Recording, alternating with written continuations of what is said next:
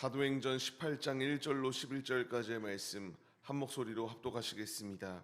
그 후에 바울이 아덴을 떠나 고린도에 이르러 아굴라라 하는 본도에서 난 유대인 한 사람을 만나니 클라우디오가 모든 유대인을 명하여 로마에서 떠나라 한 고로 그가 그 아내 브리스길라와 함께 이달리아로부터 새로 온지라. 바울이 그들에게 가매 생업이 같으므로 함께 살며 일을 하니 그 생업은 천막을 만드는 것이더라. 안식일마다 바울이 회당에서 강론하고 유대인과 헬라인을 권면하니라.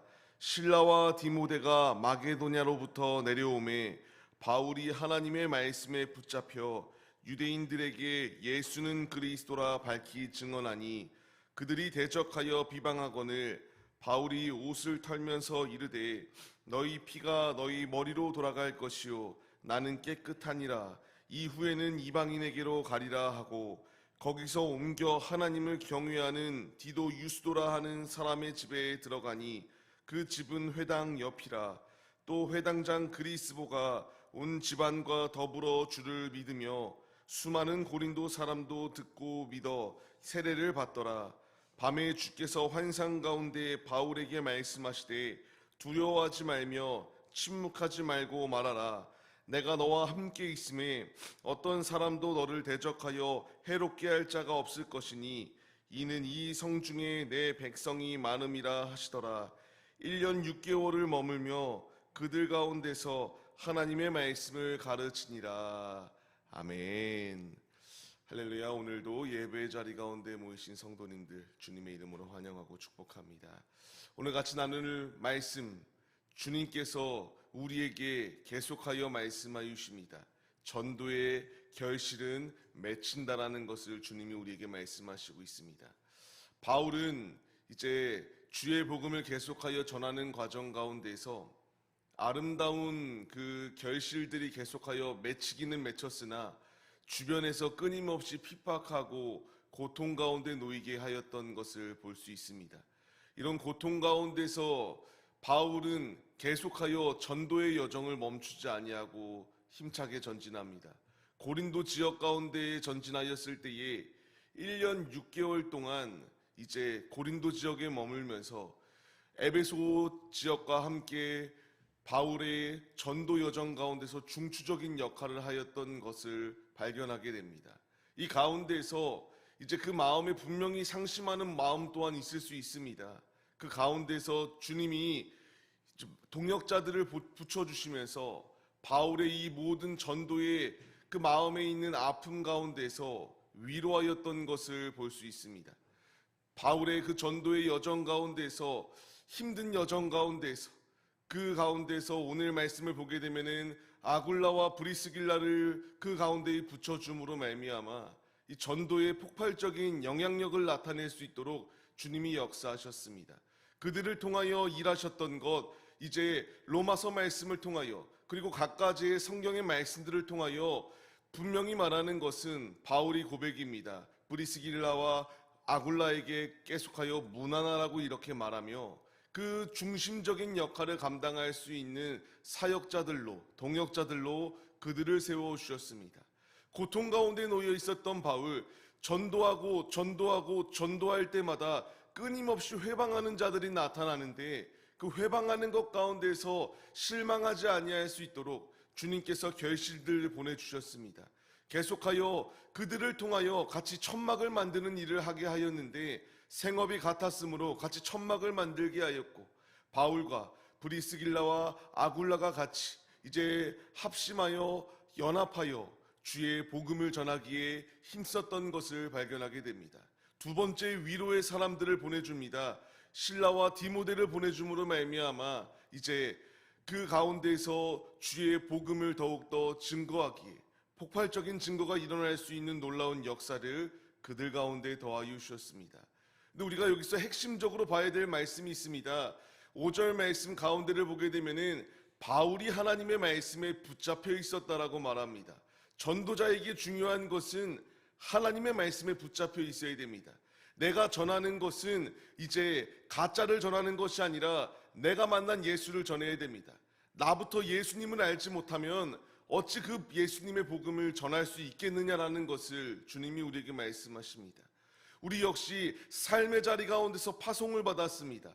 이제 삶의 자리 가운데서 나 혼자 삶을 살고 나 혼자 구원을 받으라고 주님이 나를 부르신 것이 아니라 내가 하나님의 말씀에 매여서 말씀을 바로 깨닫고 그 말씀 가운데서 변화되어지는 놀라운 역사 가운데서 주의 복음을 전할 것을 주님이 우리에게 명령하십니다. 하나님의 말씀은 그 어떤 것보다도 가장 강력한 무기가 됩니다. 히브리서의 말씀을 통하여 하나님의 말씀은 어떠한 검보다 예리하다라고 우리에게 말씀하시고 우리의 혼과 영혼, 골수까지도 쪼개는 하나님의 그 강력한 무기가 우리에게 주어졌다라는 것을 말씀하십니다. 말씀 안에 거해야 됩니다.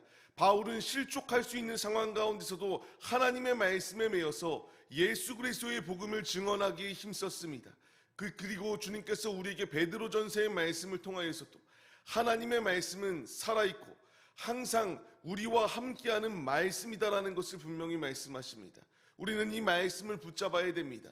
우리와 지금도 함께하여 주시는 말씀, 이 말씀을 붙들고 전진할 때에 그 앞에 아무리 우리를 실족하게 만들 상황이 놓여 있다 할지라도 실족이 아니라 승리할 수 있도록 길을 열어주시는 주님의 분명한 말씀이 우리와 함께 하신다는 사실을 믿으시기 바랍니다. 오늘의 삶을 시작하는 성도님들, 우리에게 필요한 것은 주님의 말씀입니다. 바울은 그 어려운 상황 가운데서 가는 곳곳마다 끊임없이 패역한 그 사단의 공격이 놓여있는 상황 가운데서도 말씀을 붙들고 전진하였습니다. 고린도 지역, 항구 지역이었기 때문에 우상 숭배가 만연할 수밖에 없었습니다. 항구 지역은 많은 이들이 왕래하는 지역입니다. 우상 숭배가 만연한 지역 가운데서 하나님의 말씀으로 무장하였고 말씀의 반석 위에 든든히 세워져 있을 때에 갖가지의 풍파와 갖가지의 공격이 놓여 있어도 끊임없이 승리하는 삶을 살았던 것이 바울의 모습입니다. 오늘의 삶, 우리 역시 말씀 위에 바로 세워져서 그 어떠한 외력과 그 갖가지의 사탄의 공격이 우리 앞에 놓여 있다 할지라도 결코 말씀 위에 굳건히 서 있는 자는 흔들 수 없다는 사실을 기억하시며 우리도 그 말씀 위에 바로 서서 주님의 뜻을 성취시키기에 앞장서는 우리 모두의 모습이 되시기를 주님의 이름으로 축원합니다. 이러한 길을 걸어갈 때에 6절 말씀을 보게 되면은 이 가운데서도 비방하는 자들이 있습니다. 이 가운데서도 공격하는 자들이 있습니다. 그때 주님이 말씀하십니다. 그들이 대적할 때에 옷을 털고 나올 것을 말합니다. 옷을 털다라는 것은 관계가 끊긴다라는 것을 말씀드렸습니다. 너희의 피가 머리로 돌아갈 것, 멸망의 책임은 나에게 있는 것이 아니라 복음을 부정하였던 너희들에게 있다라는 것을 말합니다. 이방인에게 간다라고 말하는 것은 이제 이방인을 선교하겠다. 이 전도의 그 열쇠가 이방인들에게 또한 돌아간다라는 것을 말씀하시고 있습니다. 중요한 것은 우리는 주님의 복음을 전해야 됩니다. 주님의 말씀을 전해야 됩니다. 복음을 증거할 때에 아름다운 결실이 맺히기 시작합니다. 7절 말씀을 보게 되면은 디도 유스도라 하는 사람으로부터 시작하여서 이제 복음의 열매들이 맺히기 시작합니다. 8절 말씀, 회당장 그리스도버가 이제 온 집안이 예수를 믿었다라고 말합니다. 그리고 그것으로 끝이 아니라 수많은 고린도 사람들도 듣고 세례를 받았다라고 이렇게 말씀이 기록되어집니다. 말씀으로 무장하여서 말씀으로 견고히 서 있을 때에 그 앞에 갖가지 공격이 있다 할지라도 말씀으로 무장하는 자, 말씀으로 흥황할 수 있도록 역사해 주시는 주님의 놀라운 은혜가 예비되어져 있습니다. 내가 실족하지 아니하고 주님과 동행하는 삶을 살아갈 때에 주님 안에서 승리할 수 있다는 것을 분명히 우리에게 말씀하십니다.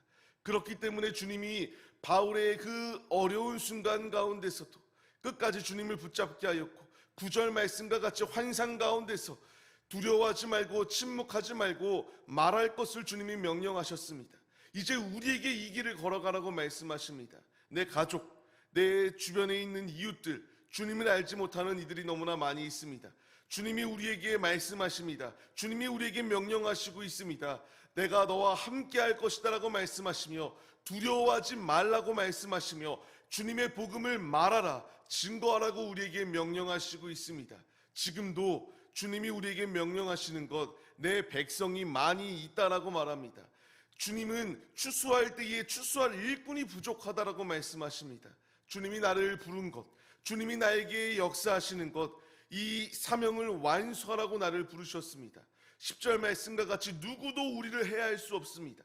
말씀으로 무장되어져 있고 말씀으로 견고히 서 있을 때에 그 누구도 우리를 방해할 수 없습니다. 회방할 수 없습니다. 이 분명한 사실을 잊지 마시고 우리 한 사람 한 사람을 채우는 교회의 성도로 세우시고 우리 한 사람 한 사람을 통하여 같이 연합하여서 지체된 우리들이 머리 되시는 예수 그리스도 안에서 주의 복음을 증거하는 사명자로 세워주셨습니다.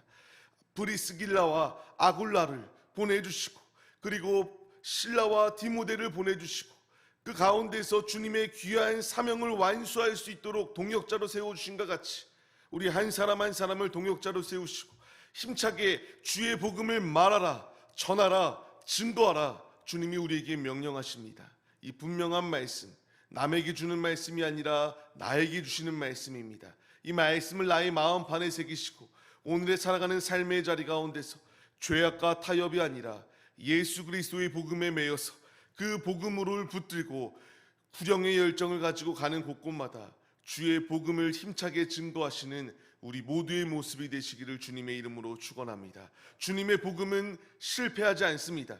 복음의 열매의 결실은 분명히 맺힙니다. 이제 이 사명을 완수할 자를 찾으시는 주님, 내가 그 사명에 절대적으로 순종하여서 아름다운 결실을 따먹을 수 있는 우리 모두의 모습이 되시기를 주님의 이름으로 간절히 축원합니다.